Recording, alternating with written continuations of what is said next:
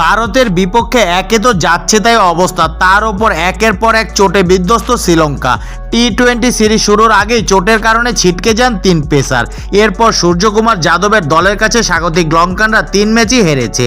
এবার ওয়ানডে সিরিজের আগেও একই ফাড়া।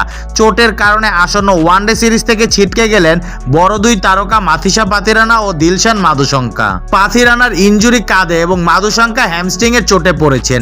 এর আগে অসুস্থতার কারণে দুষ্মান্ত চামিরা, বিনুরা ফার্নান্দো এবং চোটের কারণে নুয়ান থুসারা ছিটকে গেছে টি-20 সিরিজের আগেই। তাদের সঙ্গে নতুন করে 2 পেসার যুক্ত হয় বেশ বিপদেই পড়ে গেছে লঙ্কানরা। নতুন করে চোটে পড়া মাধুশঙ্কা ও পাথিরানার জায়গায় ঈশান মালিঙ্গা এবং মোহাম্মদ সিরাজকে দলে নেওয়া হয়েছে।